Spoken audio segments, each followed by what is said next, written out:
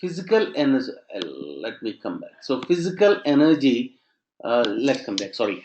So for example, now first we focus on physical energy. We all think that many a time we undergo a health checkup, mass health checkup, complete heart checkup, like that. So all these tests are going to understand whether physically you are all right or not, but they are not going to test your mental, spiritual, and psychological well-being. So how healthy you are, for all, like all other machinery, muscles and brain cells must have fuel. This fuel comes not from the food just alone. It also comes from the oxygen you breathe. And when it comes to the matter of food, there are certain nutrients that provide raw power, and others help keep the machinery well oiled. Raw power means the energy is given immediately at the time when it is required. But mental energy is entirely different from physical energy. So, psychological or mental energy is not just the muscular strength, it is more about emotions and mind. We need to understand a person might be physically very strong, but mentally might not be the same. So, physical and mental energy are not in tandem. So it is not just sufficient that a person has got physical energy, he needs to have lot of mental energy. This mental energy is driven by key factors such as passion and motivation. These are the two key factors which will determine whether the person has got adequate mental energy or not. Here in this slide, I have given you two prominent personalities who have bountiful of energy. One is from our own country, India. The other is the former President of United States, Bill Clinton, and Sachin Tendulkar from India. So, what determines that they have such an high energy level? This is not just the biology which is responsible for the high energy, but it is the confluence of the biology. That means the physical and mental. Apart from physical and mental energy, a person should have the appropriate personality also to carry forward the energy with you. So, a confluence of biology and personality determines whether you are energetic or not. Another prominent example I would like to show you is Shah Rukh Khan, who is an absolute example of high energy performance, who is a confluence of biology and person. And some time ago, for people like me who are in our middle age, we have another role model like the former Chief Minister of Andhra Pradesh and late Dr. N.T. Ramarao, who also has translated his energy from movies to beyond movies. So these people are people just like you and me, but they had enormous energy.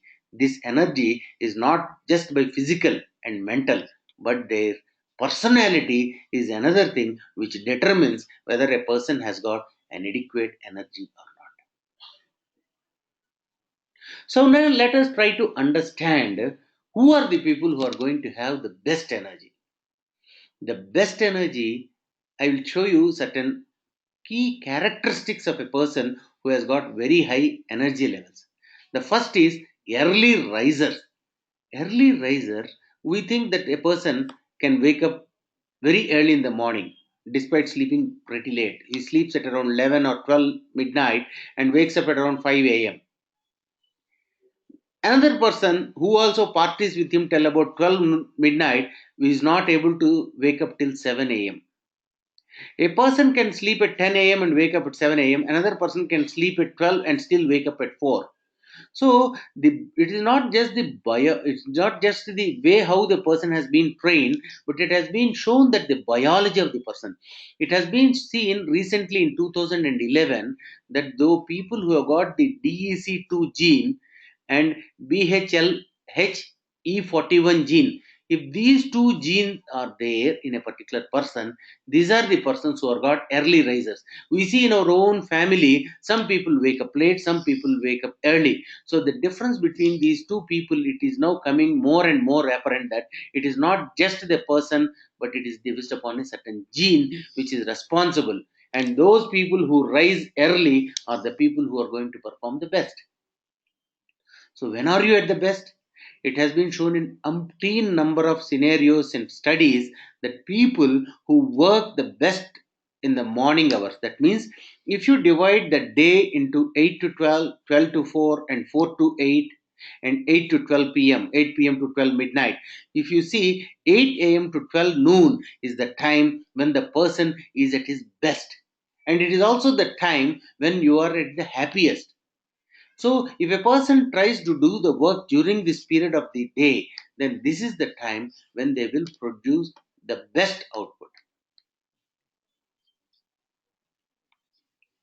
Another question, which, if you see the founders of Apple, Stephen Wozniak, and you can see Steve Jobs here.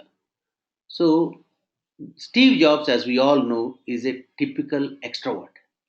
But the person on the right of your screen, Stephen Wozniak, is a person who is an introvert. You can see that these two people, even though they are associated with Apple for such a long time, we try to identify people who are extroverts or who are more energetic with the product or with the issue what we are discussing.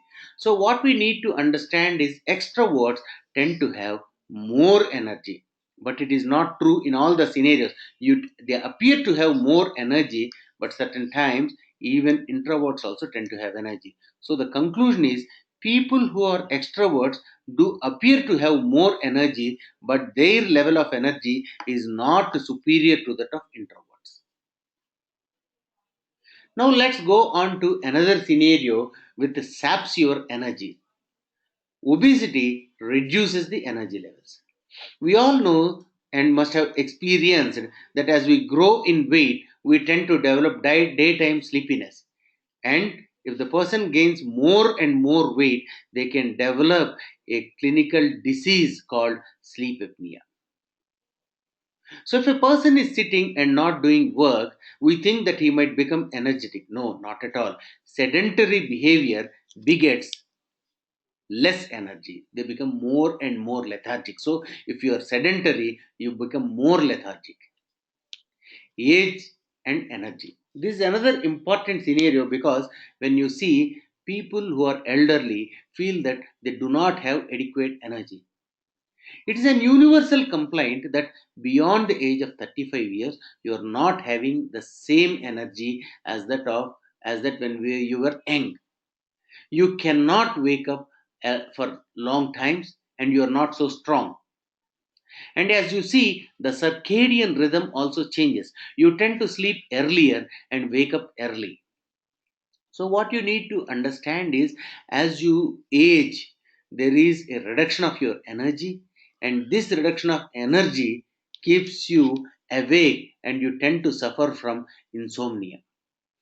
In addition, what happens is as the person ages, the muscle mass also declines. That also causes easy fatigue. And as the person ages, the mental energy also falters. At the same time, because of his physical deconditioning or physical proneness to ailments, he can develop age related illnesses. So, till now, we try to understand that what are the physical factors which can responsible for low energy, what are the psychological factors which can be responsible for low energy, and also certain other things like what is the time or the time of the day during which a person can feel more energetic and less energetic usually by the end of the day. So these are all common variants. As a person ages, he tends to be more less and less energetic. So now we will try to address a situation where can foods make you energetic? We all understand and know that food is an important fuel for the body to make necessary energy. The sources of energy are fats and glucose. But if we take fats and glucose, it is not direct energy. Taking more calories than what is desired by the body does not make you more energetic, but instead it makes a person obese. An obese person does spend need to spend more energy to walk. And once he's more obese, because he spends more energy, he gets fatigued easily. So food does not necessarily translate into energy. It is, in fact, eating more is not more energy, but eating more is more fatigue. So we need to understand this paradigm shift. We feel that, hey, you are weak, you have more food. No, if you are weak, if you eat more, you don't get more energy, but more fatigue.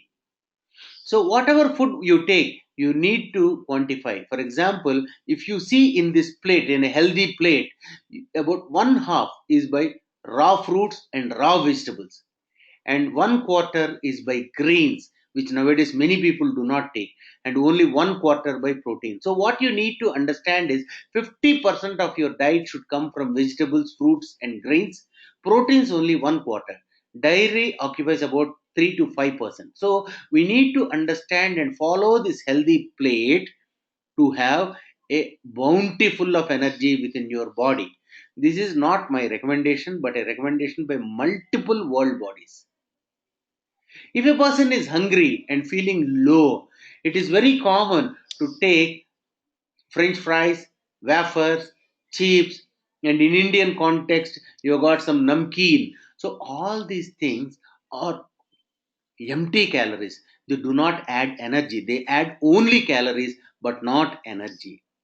Other examples where you get energy is from vitamins. Certain vitamins, if they are low, for example, iron deficiency is there, it causes anemia, and that can cause loss of energy. Women who menstruate more tend to develop iron deficiency and anemia, and thus have low energy levels. Apart from that, for you to be healthy, you need to have a entire group of vitamin B vitamins, you C, D, E, like that. All vitamins are necessary for you to maintain the enough energy level.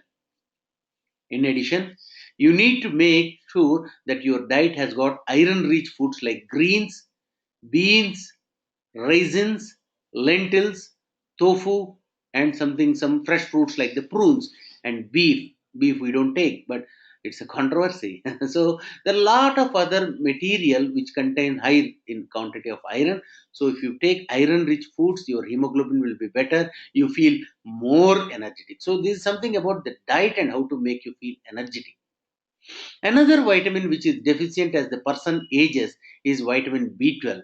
So, deficiency of B12 and folate is common amongst vegetarians and elderly people. As the person ages, the ability of the gut to absorb vitamin B12 reduces, and that is when they develop B12 deficiency. 50% of the adults between the age of 18 to 65 have got anemia due to B12 and folate deficiency. Out of the two, B12 deficiency is more common, and B12 deficiency is more prominent amongst Indians because of their dietary practices. Certain situations like elderly, which I have discussed with you, and inflammatory bowel disease tend to lower the B12 absorption from the gut. So the major good sources of B12 are poultry, eggs, and milk, which are the things which we can commonly take. So these are the common sources of B12, and B12 deficiency causes sapping of energy. Apart from the major nutrients like vitamins, we have certain micronutrients like minerals. Out of these minerals, a prominent one is magnesium. Deficiency of magnesium can cause the metabolic syndrome. Nowadays, you see young people with obesity, hypertension, diabetes, heart disease, lipid problems.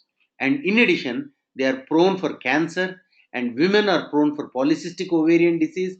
Men in the age between 40 to 50 tend to develop non-alcoholic fatty liver which is not related to alcohol, and that also can cause is a component of metabolic syndrome that can be caused by deficiency of magnesium. So, magnesium, which is present in common fresh fruits, maize, and greeny leafy vegetables, beans, fish, cream, all these things, if the absence or deficiency of magnesium causes all these problems. Apart from this, the deficiency of magnesium can cause a weakness of the bone, commonly called in medical terminology as osteoporosis, And also irritability. Patients who are magnesium deficient tend to have become more irritable easily. The other vitamin which I would like to discuss, which is the vitamin which is gaining prominence over the last 4 to 5 years, is vitamin D. We need at least 600 to 800 units of vitamin D per day.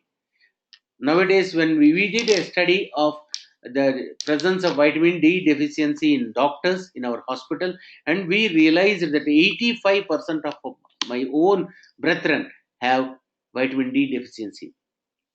So, vitamin D deficiency can be corrected by standing in sun for about 15 to 20 minutes daily, or by taking the food items listed here like broccoli, kiwi, papaya, ragi, barley, and dry fruits like walnuts and peanuts. So another thing what we do is, for example, a person does not have energy at that particular moment. We always try to make them take certain food items so that he feels energetic immediately. What we need to understand is, person who, if you want to have immediate energy, try to take foods which have got medium and low glycemic index. If you take foods which have got high glycemic index like Coca-Cola, popcorn, or American sweet corn, donut, baguette, these are high glycemic foods, so they get converted into calories to fat rather than into energy. So if you take foods like green tea, tomato, apple, banana, white corn, all these things, brown rice, they are food items which have got the lowest glycemic index, but at the same time, a very high energy.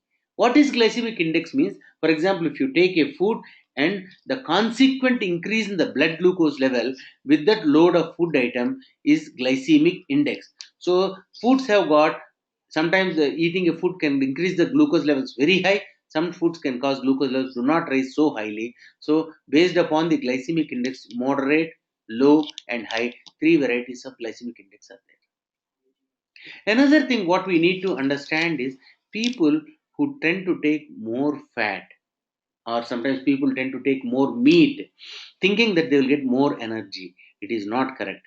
People who tend to take more of saturated fats, people who tend to consume more of oil, instead of becoming strong, they become weak and they become less energetic. So eating food with saturated fats or trans fatty acids, these are the groups of foods which are commonly present in, like this, in paneer makhani, papad, biryani. Those foods are going to be risky for you. The common foods, like nowadays we see butter ghee dosa, like what you see so much of cheese and butter spread on the dosa. These foods don't give you more energy, but instead they give you more obesity and feel you more and more weak. So this type of foods need to be avoided if you want to remain energetic.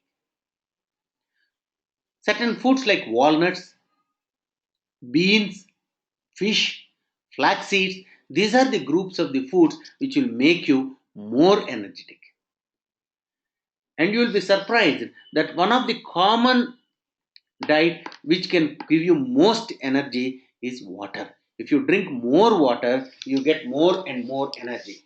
We all think that caffeine, drinking a shot of coffee, will give you more energy. Yes, it gives you a sudden increase in the caffeine levels in the blood, increase your energy briefly for certain period of time, for certain period of time, but subsequently what happens is the energy levels fall down. So what you need to understand is, if you require caffeine, or if you want to have a coffee, take only once, but what you need to realize is, you'll get an instant energy, but over the next few hours you will have a sudden drop in the levels of energy. So caffeine does not necessarily translate into more energy. Another common thing which we have been seeing nowadays is eating energy bars. So if you feel weak, or instead of a meal you take energy bars, till now there is no proven study which says that eating energy bars is going to be causing more energy. In fact, these energy bars do not promote satiety, but instead give them more number of calories. So what happens is, this more energy will continue into obesity, rather than more calories will not really translate into energy. Another common thing what people can take to gain energy is energy drinks like Red Bull. What we need to understand is these energy drinks like Red Bull contain two important components. One is caffeine, other is sugar. So taking sugar plus caffeine is not going to make you energetic, but instead it can give you a sharp boost of energy for 1 hour or something like that. But subsequently you will have weakness. In addition, these energy drinks are not for normal people like us. These energy drinks are for endurance athletes, people who run for long time. So if you take these energy drinks without expending the requisite number of calories, you tend to become obese. So energy drinks, they instead of providing us energy, they make you obese and weak. In addition, you see the warning on the energy drinks. The warning says that it contains high levels of caffeine, which may cause high blood pressure, heart attack, convulsions, or death. Try to notice this warning, just like as in your cigarette label. You see that there are warning on the energy drinks indicating that you should not take so much of caffeine through energy drinks. So, what are the energy boosters?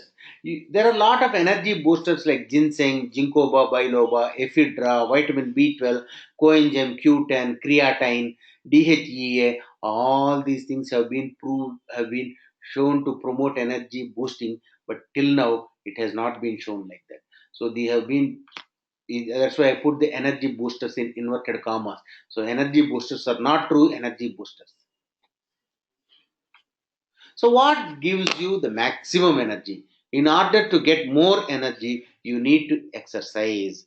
Regular exercise boosts energy. Just a few minutes of exercise a day makes you active.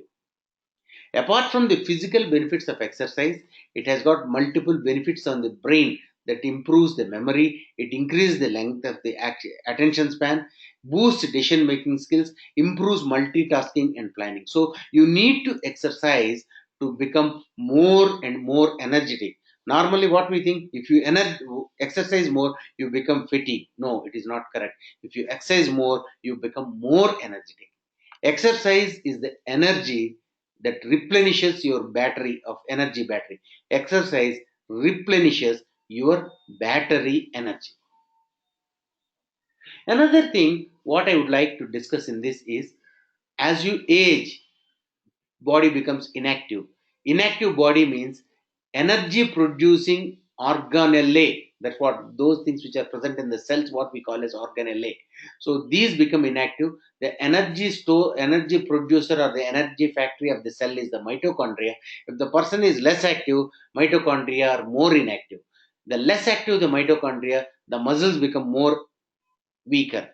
So, people who have got a gradual decrease of the muscle tissue, that is what we call as sarcopenia. Sarco means muscle, penia means loss. Sarcopenia means people, especially the elderly people, they tend to lose the muscle mass. That is what they call as the sarcopenia. Sarcopenia, don't think it starts at the age of 60 and 70. It starts from the age of 30 years, and by the age of 70 years, one loses 25% of the muscle mass. By the age of 90 years, an additional 25% is lost. Less muscle mass means less energy, and inactive body means inefficient heart and lungs. Inactivity increases the fatigability, and inactivity makes you not to do exercise. So, elderly people, we need to understand that muscle mass has to be preserved. So, what boosts energy? Aerobic exercise like cycling, jogging, walking on a treadmill, or playing a game of tennis or shuttle will boost their energy. Elderly people need to do certain amount of muscle training, without which the muscles will become weakened. In addition, body stretching exercises like aerobic exercises and certain specialized new generation of exercises like this have been produced to boost the energy. So we need to realize that exercise boosts energy. Of all the factors, which has got the maximum impact on energy is sleep. If a person sleeps well and the next day everything hums along. A person, when he sleeps, he has got two phases of sleep. One is the rapid eye movement sleep. That means when a person sleeps, his eyelids keep flickering. So that is a dreaming sleep. This is the phase of the sleep when a person continues to dream. Non-rapid eye movement sleep is a quiet sleep. This is the time for the body to relax and renew. I'm sorry. Non-rapid eye movement sleep, during this quiet sleep are the time for the body to relax. The blood supply to the brain reduces and the brain cools off. So non-rapid eye movement sleep or non-REM sleep is the sleep which relaxes your body. It releases the hormone for healing of your body and immunity gets improved. But don't think that REM sleep is useless. REM sleep is the sleep which is like the recycle bin for your brain computer. So the REM sleep clears the mind by removing irrelevant information and facilitates learning and memory. As a person ages, he will have difficulty in sleeping. They tend to wake up more often, and once they wake up, they have a difficulty in falling asleep again. By the age of 65 years, deep sleep phase or the REM sleep or the non-REM sleep is just 5% compared to 20% when one is young. Post-menopausal women, 60% of them tend to have insomnia. So how do you regain the energy? The best way of having and boosting energy is having a small nap. So there have been studies which studied that a person naps for about 10 minutes versus 5 minutes versus 20 minutes versus 30 minutes. It has been found that 10 minutes nap is the best to boost your energy and cognitive function. If a person has a nap later during the day and also for a longer nap, that is one which can worsen the insomnia. Insomnia means sleeplessness. Another common problem which we are seeing nowadays is Sunday insomnia. So, what happens is people have trouble falling asleep on Sunday nights. During the weekend, their sleep pattern changes. So, what happens is because of a long weekend or a weekend, they tend to sleep late on Friday night and then to sleep till longer on a Saturday morning. So, what you happens is by the time you are awake on a Saturday, this is speller, sorry, on a Saturday morning night when you want to sleep, your body is already does not need energy because you slept till long on a Saturday night. So Saturday morning, on Saturday night you cannot sleep early. So by the time the Sunday comes, your body clock is programmed to stay late. So the best way to avoid the Sunday insomnia is to maintain the same wake up and sleep time on weekends as on weekdays. If you have a weekend wake up time delayed, all your cell phones give you a different wake up alarm for the weekend versus weekdays. You need to understand that if you don't want to have difficulty in falling asleep on Sunday night, you need to sleep at the same time both on Friday night and Saturday night. There are two hazards which can happen because of insufficient sleep. One is a micro sleep. That means brief episodes of sleep. While you are working itself, person can just doze off for about 10 to 15 seconds. That is the most dangerous. This is called micro sleep. This is a sign of insufficient sleep. Automatic behavior is another problem which can happen because of insufficient sleep. Automatic behavior means when you wake and are doing your daily routine activities, for example, you are driving a car, you drive without taking into notice what is happening around you. You might miss the exit what you need to take. So such a type of automatic behavior, for example, sometimes like doctors, we also sometimes can go into the automatic behavior. So we need to understand that we should prevent inadequate sleep and sleep adequately. The long term sleep deficit, if a person is deficient of sleep, it can lead to diabetes, hypertension, weight gain, major depression, etc. Another thing which guzzles of your energy is stress. Stress causes fatigue, stress changes the sleep pattern, stress makes you feel overwhelmed, irritable, and angry. When you become stressed, the person usually tends to watch TV or watch a movie and tends to overeat and unhealthy eating. So, if a person is stressed and resorts to these unhealthy food habits, he is going to become less and less energetic and more fatigued. So, the response to stress is the one that differentiates the person who gets fatigued easily versus the one who gets continues to be energetic. So, people who get stressed out easily get fatigued easily. But people who can cope with the stress are the person who will have the energy and tenacity to work for a long, long time. As I have already told you, you can boost your energy by taking more of vegetables like here, more of fruits like here, reduce your oils and fats, drink The best drinks for you are pure water and unsweetened tea. So you drink more water and unsweetened tea, you become better. You reduce your polysaccharide intake like potatoes and pasta and bread. All those things you need to reduce. The polysaccharides have to be reduced. Protein intake should be from good proteins such as fish, beans, and legumes. And most importantly, lifestyle should include biofoods, which are better rather than processed foods. Processed food should be reduced, like chips and mixtures and all those things. So the second step, how you can boost your energy is by exercising regularly. Energy exercise is the energy booster. About 150 minutes of moderate aerobic activity per week gives you more energy. Here, I will take a pause and try to tell you what are the tips to improve your energy. The first is to have a healthy eating habit. The second tip is to exercise regularly. Each exercise, the best form of exercise is an aerobic activity. That means cycling, jogging, swimming, walking are the best forms of energy. Each aerobic activity should have about 5 to 10 minutes warm up phase, 10 to 20 minutes of intense phase, and 5 to 10 minutes of cool down phase. And most importantly, at the end of the session, you need to do certain stretching to regain the muscle soreness, which is to reduce the muscle soreness which is pent up in the muscle because of the aerobic activity. So, following the aerobic activity, you need to do certain stretching. Weightlifting is especially beneficial, or the strength training is especially beneficial for people who are more than 60 years and above. So those are the group of people. We think that weightlifting and strength training is for youngs. No, not correct. It is very useful for elderly people. So because it preserves their muscle mass. Yoga and Tai Chi are other types of exercise which improves your cognition, memory power, and focusing attitude, and they are great stress busters. Now let us find out how much walking is good for boosting your energy.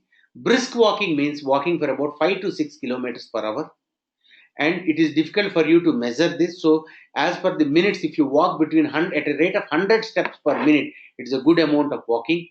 And if you are walking about 120 steps per minute, that is like race walking. The third tip to boost your energy is to get a good night's sleep.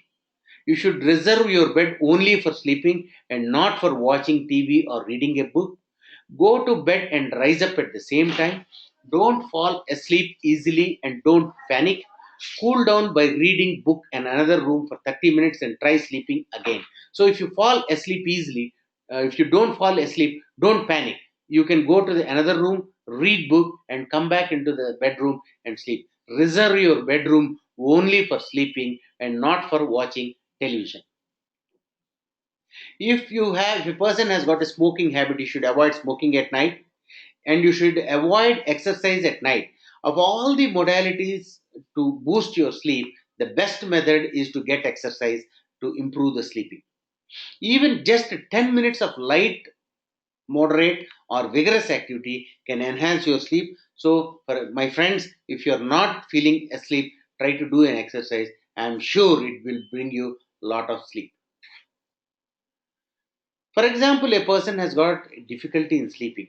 The best way to regain your sleep cycle, for example, you got a sleep cycle of 6 hours, instead of 6 hours, wake up within 4 hours and restrict your sleep and avoid a sleep during the day.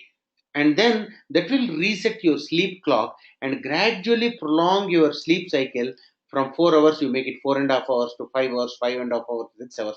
Gradually increase your sleep cycle. If you're not asleep, if you're not falling asleep, the trick is to reduce your sleep cycle for a day or two, reduce your afternoon nap, and slowly build up the duration of sleep. You'll have a nice sleep over the time. Avoid sleep medications and use them only as a last resort. The tip number four to sleep well is to control stress. You can control the stress by engaging in a hobby.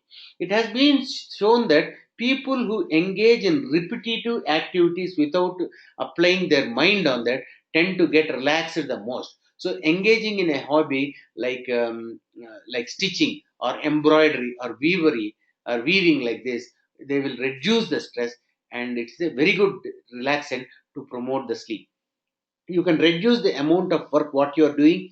You can rely, you do yoga or tai chi, you exercise regularly, that will reduce the stress and thus improve your energy levels.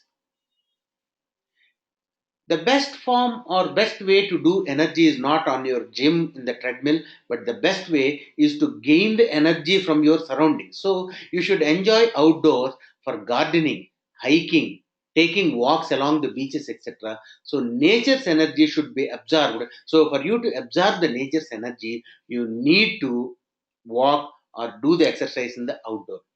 Being in nature can have therapeutic and restorative effects. We need to understand man as an animal has got enormous nature loving capacity or nature affinity. This is what is called as the bio means life, philia. So and nature loving person is man, so we should always try to gain energy from the nature.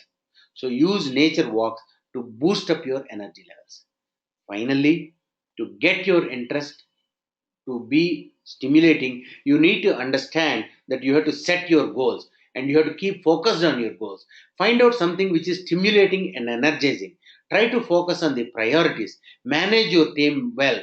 Make time for breaks. Improve your focus stamina. Avoid distractions. Avoid too much of caffeine. All these things will promote your goal towards the energy. So, my dear friends, I try to give you a multiple reasons why a person gets less energizing. But to wrap up this session, I will tell you that the 6 tips for boosting your energy are: eat well for better energy, exercise regularly for better energy, get a good night's sleep for boosting your energy levels, control your stress by engaging in a habit, hobby, or a relaxation, walk in the nature and draw your energy from the nature, and you keep focused on your goals, and these are the goals which stimulate you and energize you to achieve more further in life. I would like to thank you all for your keen interest in this attending this webinar on a Saturday afternoon in India and in Europe in Saturday early hours. So please do give me your feedback on Raghu at drraghu.com. That is RAGHU at the rate of drraghu.com, or you can leave your text message on 98481 55650. I repeat once again, 98481 55650. In addition, you can put your comments on my Facebook page, Dr. Raghu Cardiologist, or on my Twitter arm, Raghu Cardio. So please do keep in touch with me. It also stimulates me to present something new every month. Now coming to the end, I would like to put you, this week we had to little delay the webinar because of the New Year festivities. The first Saturday happened to be on 2nd of January. I had to postpone my first webinar. I am sorry for that. But the next webinar is on the 6th of February 2016, that starts at 11 a.m. onwards. This webinar is on sleeping well, tips from a cardiologist. So I will share with you certain interesting tips how to regain back your sleep cycle, which is a very common problem in the modern world. Thank you all. Thanks for your kind attention to and interest to participate in this webinar. Thank you very much.